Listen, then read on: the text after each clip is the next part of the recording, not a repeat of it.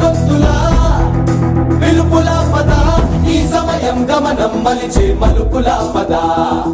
ఏ ధర్మం కోరే సత్యాగ్రహమై పదులుగా పద, సంక్షేమం కూర్చే సేవా గుణమై అదనుగా పద.